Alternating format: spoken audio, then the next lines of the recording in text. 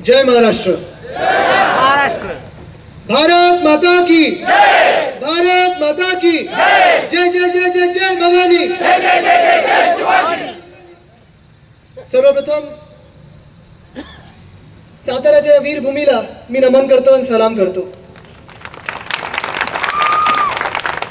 इथे जेव्हा जेव्हा येतो मला अत्यंत अभिमानाची गोष्ट असते, अभिमान वाटत असतो की या वीरभूमीत मी येत असतो, काही ना काहीतरी प्रेरणा घेऊन जात असतो।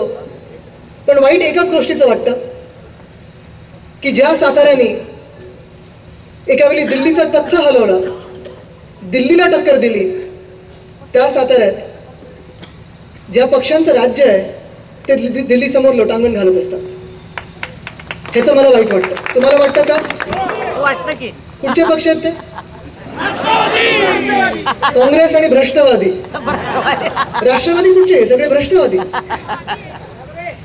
अजून एक गोष्ट माझ्या लक्षात येते की ज्या साताऱ्यातून हिंदवी स्वराज्य स्थापन करणारे आपले शिवाजी महाराज, छत्रपती शिवाजी महाराज, त्यांना मावळे दिले, अजूनही आपल्या देशाच्या सैन्यात लोक आहेत, त्या साताऱ्यातच इकडच्या लोकांना पहिलं सहकार क्षेत्र म्हणून आणि आता सहकार क्षेत्राच्या नावाखाली प्रायव्हेट कारखाने काढलेले, गुलाम करून ठेवलेले, ह्याचं मला वाईट वाटतं, ह्याचा मला राग देखील येतो।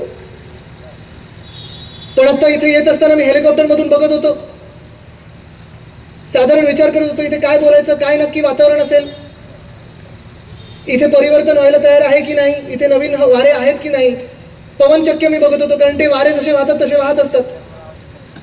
आणि मला पायलटनी सांगितलं की आदित्यजी जरा खिडकी उघडून वास घ्या, इथे हवा बदलत आहे, इथे परिवर्तनाची हवा मला दिसते। आणि तो वास मला हेलिकॉप्टरमध्ये आला, तो सुगंध मला आला, जसं मला महाराष्ट्रात दिसते की सगळीकडे जिथे जिथे मी बघतोय, साधारण जर हवा बघितली तर प्रदूषित हवा असते, कुठेही असं काही साफ हवा दिसत नाही। पण आता सगळीकडे जी विजन असते ती साफ झालेली आहे, सगळीकडे एकच रंग दिसतोय, तो म्हणजे भगवा रंग दिसतोय मला। भगवे झेंडे आहेत, शिववंदना आहेत, शिवसेना, भाजप, आरपीआय महायुतीचे भगवे रंग, हा भगवा रंग सगळीकडे दिसतो। आणि म्हणून एकच दिसते मला, सगळीकडे भगवी लाट आहे। ही देखील मला माहिती आहे, इथे खूप सारे युवा सैनिक आहेत, शिवसैनिक आहेत, महिला आघाडीचे लोक आहेत, भाजपचे कार्यकर्ते आहेत, आरपीआयचे कार्यकर्ते आहेत, जे काही थोडेफार रिपोर्ट येत असतात, ज्यांना आपण इंटेलिजन्स इनपुट बोलतो या सैनिकांकडून, ते मला सांगतात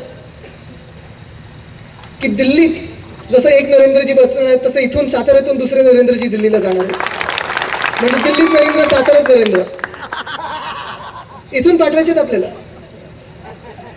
आणि मला माहिती आहे की ह्या खासदारकीच्या क्षेत्रात फिल्मी गाण्यांचं, फिल्मी डायलॉगचं जरा एक फॅड आलं नवीन। आणि येताना मी जे काही ऐकत होतो, जे काही सातारेकरांचा मूड आहे, तो एकच मूड दिसतो मला। एक नवीन डायलॉग मी ऐकलेला आहे, आता माझी सटकली। प्रत्येक साताऱ्यातला तरुण मुलगा आणि मुलगी हे बोलतात की आता माझी सटकली।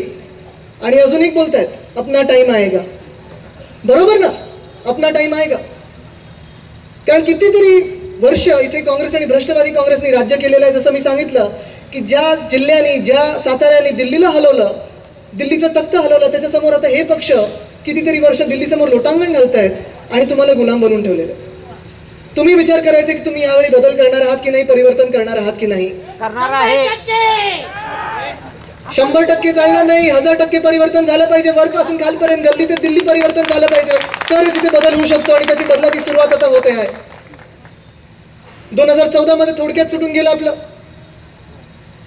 पण हे सगळ्यांना माहिती आहे। आणि गेली 5 वर्ष बघितलेली आहेत, महाराष्ट्रात कशी चांगली 5 वर्ष गेलेली आहेत, देशात कशी 5 वर्ष बदललेली आहेत, आपण हे सगळ्यांनी बघितलेलं। आणि म्हणून जे सर्वांना तुम्हाला माहिती आहे की पुन्हा एकदा दिल्लीत आपले एनडीएचं म्हणजे शिवसेना, भाजप, आरपीआय महायुतीचं सरकार बनणार आहे, प्रधानमंत्री म्हणून नरेंद्र मोदीजी बनणार। आणि मग तुम्ही त्या सरकारचा फायदा घेणार आहात की नाही, हा माझा तुम्हाला खुला प्रश्न आहे।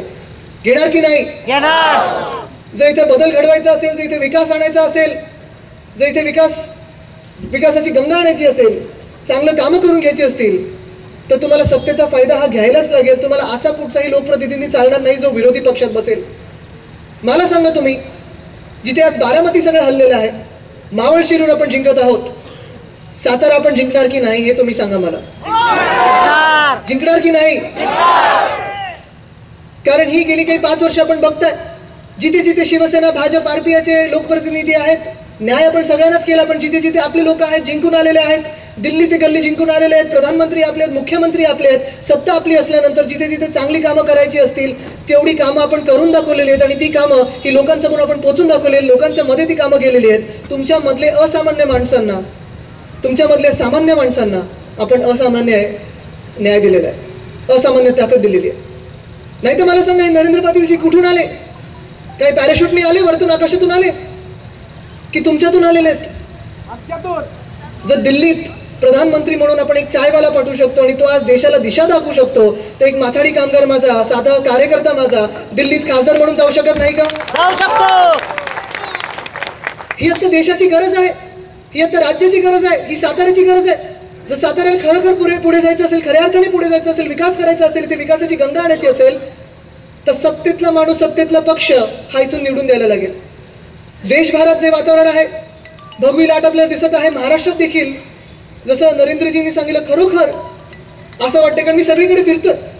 नितीनजी आपण जसं सांगितलं, विजयजी आपण जसं सांगितलं, सकाळी कुठे, दुपारी कुठे, संध्याकाळी कुठे, एवढ्या जोरात आम्ही फिरतोय, वेगाने फिरतोय. जरी शहर आठवत नसली तरी एवढं आठवतं जिथे मागच्या वेळी होतो आणि पुढच्या वेळी जाणार तिथे भगवा झेंडाच निवडून येणार आणि भगवा झेंडाच फडकणार आहे, हे मला सगळीकडे दिसतं. रामटेकमध्ये असेल, यवतमाळमध्ये असेल, वाशिममध्ये असेल, वर्ध्यामध्ये असेल, नागपूरमध्ये असेल, कालकडेच मतदान झालेलं आहे. आता परवाकडे मी संभाजीनगरमध्ये होतो, परभणीत होतो, हिंगोलीत होतो, मुंबईत होतो, ठाण्यात होतो, कोकणात होतो, रायगडात होतो. सगळीकडे मला एक झेंडा दिसतोय आणि म्हणूनच मी तुम्हाला पुन्हा पुन्हा सांगतोय की ह्यावेळी सत्तेचा फायदा घेण्यासाठी आपला माणूस, तुमच्यातला माणूस, तुमच्यात बसणारा माणूस, तुमच्यात राहणारा माणूस, तुमच्यातून वर आलेला माणूस हा दिल्लीत आपल्याला पाठवणं गरजेचं आहे. ते काम तुम्ही 23 तारखेला करायचंय. 23 तारखेला ह्या नरेंद्रजींना मतदान म्हणजे 23 मेच्या नरेंद्र मोदीजींना मतदान, हे आता तुम्ही पक्क ठाण मांडून घ्या. हो, गेली ना आपली 5 वर्ष सत्तेत गेली. 5 वर्षापूर्वी 2014ला जेव्हा सत्ता आपली आली, दिल्लीत आली, केंद्रात आली आणि आता राज्यात देखील आली. राज्यात देवेंद्र फडणवीसजी मुख्यमंत्री झाले, केंद्रात नरेंद्र मोदीजी प्रधानमंत्री झाले. आपले मंत्री देखील त्यांच्याबरोबर काम करत होते. आमदार, खासदार असतील, नगरसेवक असतील, जिल्हा परिषद मेंबर असतील, त्यांच्यासाठी आणि त्यांच्यासोबत जनतेसाठी काम करत होते. ह्याचा मला असार्थ अभिमान आहे. जी काही भांडण व्हायची होती, जे काही आवाज उठवायचे होते, जनतेसाठी भांडायचं होतं, ते आम्ही भांडून घेतलं. जे काही जनतेसाठी मिळवायचं होतं ते मिळवलं. जे काही आम्हाला वाटत होतं सरकारचं चुकत होतं ते आम्ही नीट करून घेतलं, सरळ करून घेतलं. पण कुठेही चांगल्या कामाच्या आड आलं नाही. किंबहुना काही चांगली कामं जी अडलेली होती गेले 15 वर्ष, ती आपण जोरात करून घेतलेली आहेत. आता नितीनजी सांगत होते ते कृष्णा खोरेच्या बोर्डावर आहेत. शिवतारे बापू स्वतः मंत्री आहेत, इकडचे पालकमंत्री आहेत. कितीतरी अशी कामांची यादी आहे जे आता सांगायला लागले तर 7-8 दिवस कमी पडतील अशी यादी आहे. जे वर्षानुवर्ष कामं पेंडिंग राहिलेली, कामं होत नव्हती, ती आपण कामं करून घेतली. काही कामं अशी असतील जी 95 ते 99 मध्ये आपण केलेली, सँक्शन केलेली, फंड दिलेला, पण 99ला आपली सत्ता बदलली, काँग्रेस आणि राष्ट्रवादी काँग्रेसची सत्ता आली आणि ते पैसे कुठे गेले हे तुम्हाला माहिती. त्यांचे खिशे फुगले आणि आपली कामं गायब झाली. डोळ्यासमोर आपण जी कामं करत होतो ती कामं आपल्या समोरून गायब व्हायला लागली, आपल्या हातातून निसटत गेली आणि त्यांच्या खिशात जायला लागली. हे अशी सत्ताधारी तुम्हाला चालतील की चांगली कामं करणारे सत्ताधारी तुम्हाला हवेत? चांगली चालणार. मला तुम्ही उत्तर द्या. काँग्रेस आणि राष्ट्रवादी तुम्हाला आवडत असेल तर ठीक आहे, प्रचार संपला इथेच. पण जे कायमचा दुष्काळ लावला, कायमचा पाणी पळून नेलं बारामतीला. हे जे तुम्ही बोलताय काका, हे जे तुम्ही बोलताय हे नुसतं मला इथे जाणवत नाहीये. पश्चिम महाराष्ट्रात तर सगळे सांगतात अरे काँग्रेसनी सगळे इथेच आणलेलं आहे. मी पहिलं विदर्भात गेलो प्रचाराच्या वेळी, तिथे मला जे 1-2 भाजपचे मंत्री होते, आपले आमदार होते, ते सांगत होते की आदित्यजी यावेळी जी आपली सत्ता येणार ती आपण विदर्भासाठी न्याय करणार, कारण विदर्भावर अन्याय झालेला आहे. सगळं काँग्रेसनी साताऱ्यात पळवून नेलेलं आहे. पळवलं इथे काय? मला तिथून पण पळवून नेलेलं आहे त्यांच्या खिशात. तिथून पुढे मी प्रचार करायला मराठवाड्यात गेलो. मराठवाड्यात मी दुष्काळ बघितला, पाणी टंचाई बघितली. म्हणजे दुष्काळ म्हणजे एवढा की कुठेही पाणी नाही, नद्या सगळे सुकलेल्या, लोकांचे घसे सुकलेले. जे काही मला जमिनीवर पाणी दिसत होतं ते शेतकऱ्यांच्या डोळ्यातले अश्रू दिसत होते. एवढा भयानक दुष्काळ होता, भीषण दुष्काळ होता. मी विचारलं इथे काय परिस्थिती आहे? त्यांनी सांगितलं साहेब तुम्ही सांगा इथे काय परिस्थिती आहे. म्हणलो काय तुमच्याकडे तर सत्ता होती, तुमच्यातूनच मराठवाड्यातूनच 9 वर्ष मुख्यमंत्री होते काँग्रेसचे, काय न्याय केला का त्यांनी? तर साहेब काय सांगू, इथे तर न्याय केलाच नाही, सगळं आमच्याकडून पळून नेलं, साताऱ्यात नेलं.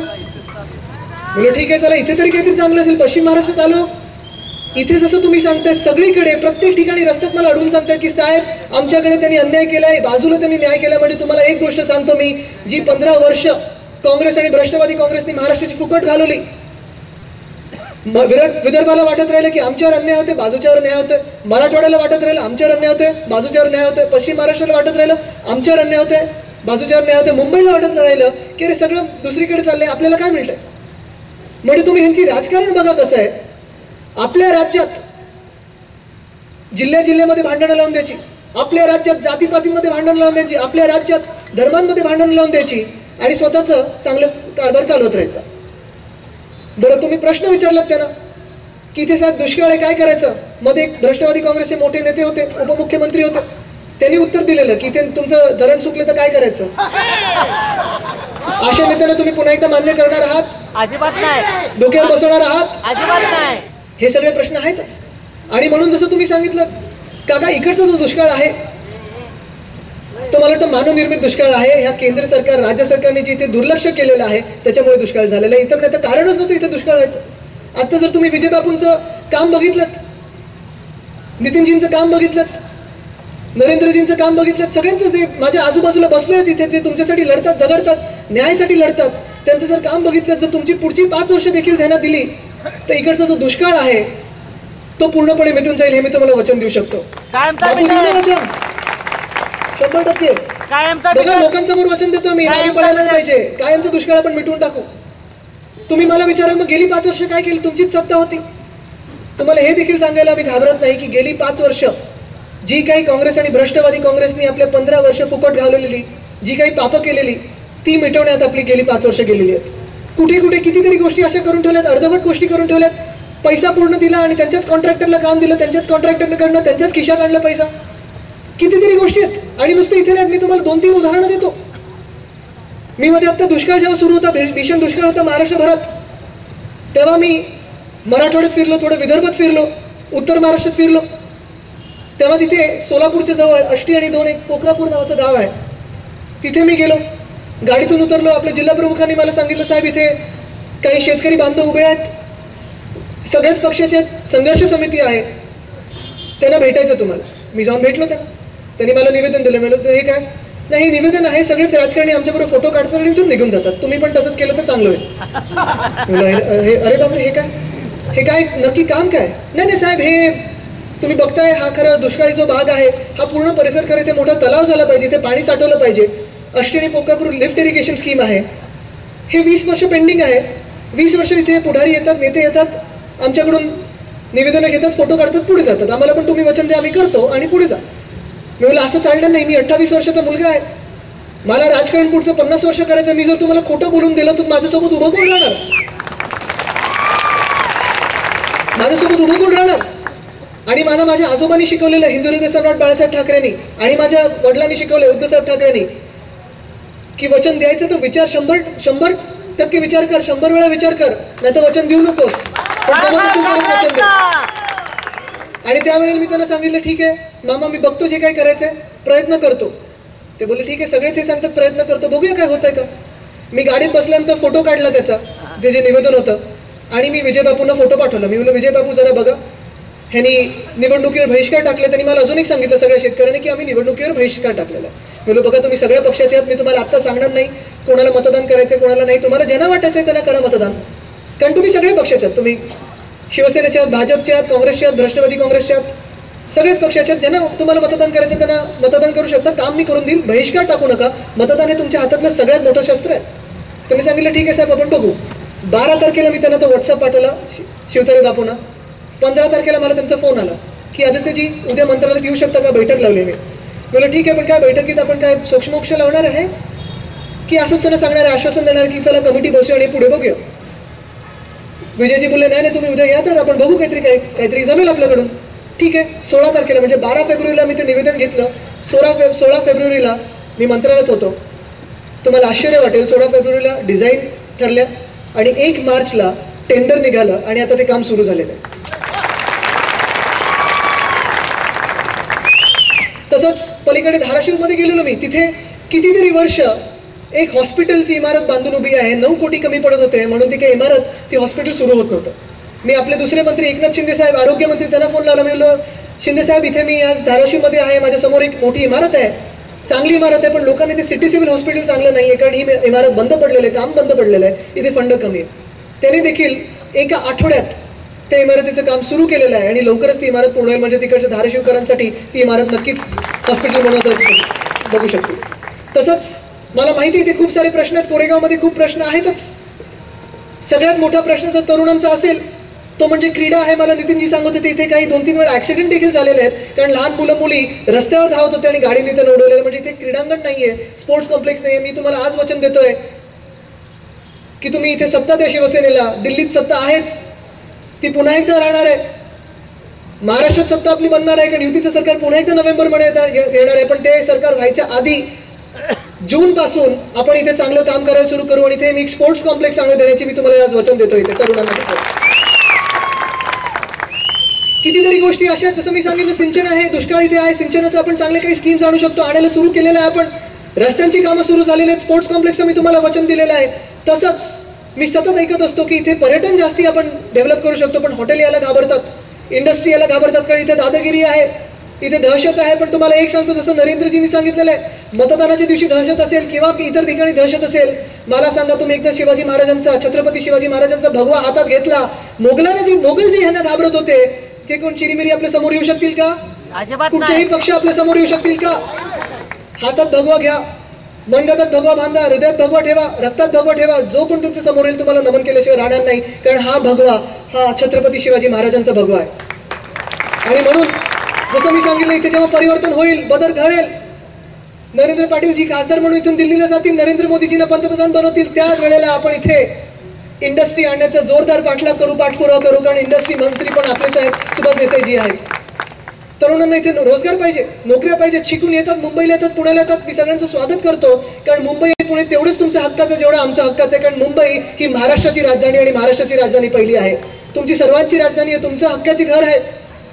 पण जरी तुम्हाला हक्काचं घर ते असलंच तरी सातारा हा काही पेन्शनरचा जिल्हा झाला नाही पाहिजे. इथे देखील आपण रोजगार आणण्याचा प्रयत्न करू आणि इंडस्ट्री आणण्याचा प्रयत्न करू.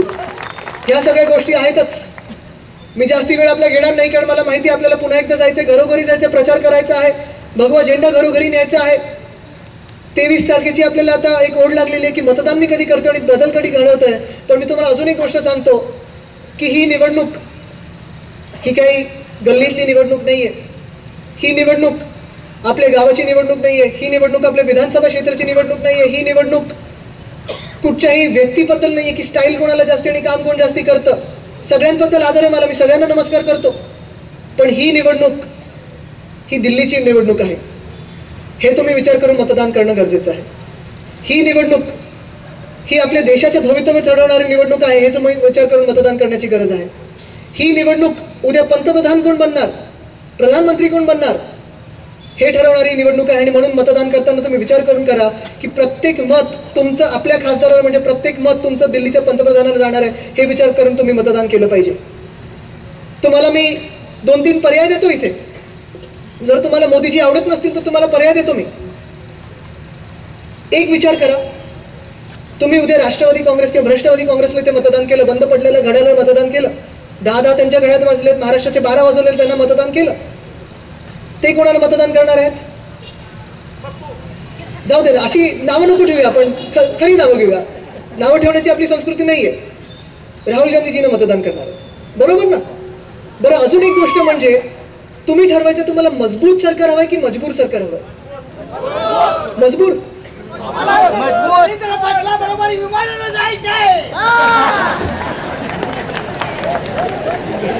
चला, हे पण तिकीट आपण काढू. पण ज्यांना तिकीट दिलं त्यांना पहिलं दिल्लीला पाठवा विमानाने, म्हणजे ते पण होईल. पण तुम्ही ठरवा, मजबूर सरकार की मजबूत सरकार? मजबूत सरकार ना. मग एका बाजूला शिवसेना, भाजप, आरपीआय महायुतीची 56 इंच सीना आहे आणि दुसऱ्या बाजूला अब तक 56 म्हणजे 56 पक्ष एकत्र आहेत. कोणालाही माहित नाही त्यांचा नेताच कोण. चुकून मधून झाले तर कदाचित राहुल गांधीजी बनतील. चालेल तुम्हाला पंतप्रधान म्हणून? विचार करा, देशाचे काय हाल होतील विचार करा जर राहुल गांधीजी पंतप्रधान झाले तर. कधी कधी वाईट स्वप्न बघणं चांगलं असतं, कारण आपल्याला दाखवतं की अरे आपल्याकडून काही वाईट घडलं तर काय होऊ शकतं. राहुल गांधी पंतप्रधान झाले तर चालतील तुम्हाला? नाही, तुम्हाला अजून एक गोष्ट सांगतो मी, ह्याच्या पुढे जाऊन सांगतो. राहुल गांधी पंतप्रधान झालेच तर त्यांचे 2-3 महत्वाचे आश्वासनं त्यांनी दिलेले, जाहीरनाम्यात त्यांनी वचननाम्यात दिलेले त्यांच्या, की देश कसा चालवणार ते. पहिलं त्यांनी सांगितलं, बरोबर आहे, कुठचं कलम 124. माहिती तुम्हाला कलम 124 काय आहे? देशद्रोहाचा कायदा. म्हणजे तुम्ही तिरंग्याचा अपमान केला, तिरंगा जाळलात, देशाचा अपमान केलात, देशाचे काही महत्वाचे जे स्तंभ असतात त्यांचा अपमान केला तर तुमच्या देशद्रोहाचा खटला आपण चालू शकतो, गुन्हा दाखवू शकतो. तो कायदा तो काढून टाकतील. मान्य आहे तुम्हाला? म्हणजे तुम्ही उद्या रस्त्यावर तिरंगा जाळलात तरी तुमच्यावर कायदा कुठचा येणार नाही, कुठचा गुन्हा दाखल होणार नाही. चालेल? बरोबर आहे. देशाच्या विरोधात कोणी काही बोललं, काही केलं, अतिरेकी हमले झाले तरी देशद्रोहाचा खटला पण त्यांच्यावर चालू शकणार नाही. हे माहिती आहे तुम्हाला? मान्य आहे तुम्हाला? हे काँग्रेसच्या वचननाम्यात आहे आणि त्यांच्या बाजूला राष्ट्रवादी भ्रष्टवादी काँग्रेस बसलेले. म्हणून तुम्ही घड्याळा मतदान करणार इथे? दुसरी गोष्ट सांगतो तुम्हाला, जे काश्मीर आज पेटलेलं आहे, जे काश्मीर एवढ्या वर्ष पाकिस्तान तोडून आपल्याकडे नेण्याचा प्रयत्न करत आहे, जे काश्मीर आपल्या हक्काचं काश्मीर आहे, तिथे 370 कलम जे लावलेले आहे आपण ते काढायचं आहे. आपल्या सरकारने 370 कलम काढायचं आहे, आपलं काश्मीर करून घ्यायचंय, आपल्या लोकांना तिथे आपल्याला न्यायचं आहे. राहुल गांधीजी सांगतात की ते 370 कलम तसंच ठेवणार, म्हणजे काश्मीर हे तसंच राहणार. हे तुम्हाला मान्य आहे का? म्हणजे देशाची दुसरी फाळणी, दुसरी विभागणी हे राहुल गांधीजी करून देतील. तिसरी गोष्ट तुम्हाला सांगतो, काश्मीरमध्ये जे काही अतिरेक्यांना ठोकण्यासाठी आपण आपल्या आर्मीला जे काही स्पेशल पॉवर दिलेले आहेत, राहुल गांधीजींना ते आर्मीकडून पॉवर्स काढून घ्यायचे आहेत.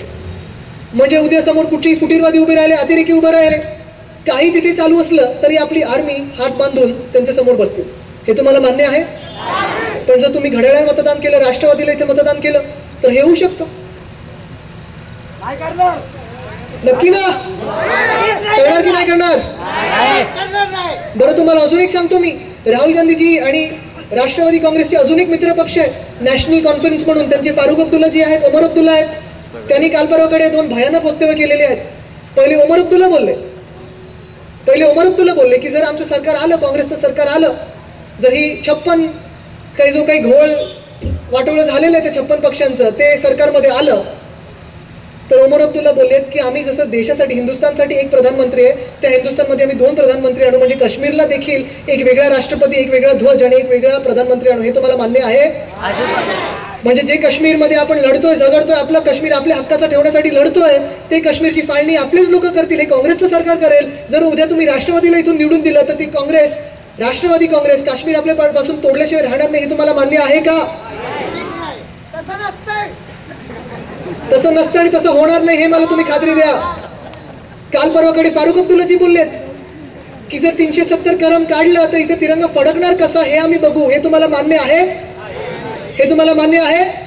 आणि म्हणून ज्या दिवशी तुम्ही मतदानाला जाल, तुम्ही गल्लीचा विचार करू नका, व्यक्तीचा विचार करू नका, व्यक्तिप्रेमाचा विचार करू नका. मी तर सांगतो, नरेंद्र पाटीलजींना पण समोर ठेवू नका. तुम्ही एक लक्षात ठेवा की तुमचा जर देश अखंड ठेवायचा असेल, देश भगवा ठेवायचा असेल, काश्मीर देशात ठेवायचा असेल तर तुम्ही तो मतदान विचार करून केलं पाहिजे, त्या पक्षाला मतदान केलं पाहिजे, त्या चिन्हाला मतदान केलं पाहिजे जो देश अखंड ठेवू शकतो. आणि मग काँग्रेस, राष्ट्रवादी काँग्रेसचे, नॅशनल कॉन्फरन्सचे मित्र पक्ष आहेत जे देशाला तोडायला निघालेले आहेत. आणि दुसऱ्या बाजूला आपले नरेंद्र मोदीजी आहेत, शिवसेना प्रमुख आहेत, शिवसेना पक्षप्रमुख उद्धवजी ठाकरे आहेत, जे देशाला अखंड ठेवायला निघालेले आहेत, देशात मजबूत सरकार द्यायला निघालेले आहेत. तुम्ही विचार करायचं मतदान कोणाला करायचंय. एका बाजूला राहुल गांधीजी आहेत, ज्यांचा पक्ष ओसामा बिन लादेनला ओसामाजी बोलतो, मसूद अझहरला अझहरजी बोलतो, पण स्वातंत्र्यवीर सावरकरांना कायर आणि डरपोक बोलतो. हे तुम्हाला मान्य आहे का? आणि मग दुसऱ्या बाजूला आपली महायुती आहे, आपले पंतप्रधान आहेत जे काश्मीरमध्ये जर काही अतिरेकी हल्ला झाला तर पाकिस्तानमध्ये जातात आणि ठोकून येतात. असं सरकार पाहिजे की काँग्रेसचं सरकार पाहिजे, हे तुम्ही ठरवायला पाहिजे आज. आणि म्हणून इथून निघताना मी तुम्हाला हात जोडून एकच विनंती करीन की येत्या 23 तारखेला मतदान करताना पुन्हा विचार करा, 100 वेळा विचार करा आणि मग मत त्याला द्या जो देश एक ठेवेल, अखंड ठेवेल, गल्लीचा आवाज दिल्लीपर्यंत पोहोचवेल. आणि अशा माणसाला मतदान द्या जो सामान्य आहे आणि तुमच्यातून येतो पण देश अखंड ठेवण्यात त्याचाही चांगली कामगिरी राहील, अशा माणसाला मतदान करणार. म्हणून तुम्हाला आज विचारतोय मी, 23 एप्रिलला मतदान कुठच्या चिन्हाला करणार? 23 एप्रिलला मतदान कोणाला करणार? मनुष्यबळ 23 एप्रिलला मतदान कोणाला करणार? मनुष्यबळ 23 मेला पंतप्रधान कोण होणार? मनुष्यबळ 23 मेला पंतप्रधान कोण होणार? 23 मेला इथून खासदार कोण होणार? चिन्ह कुठचं? रंग कुठचा? चिन्ह कुठचं? मनुष्यबळ धन्यवाद. जय हिंद, जय महाराष्ट्र, वंदे मातरम.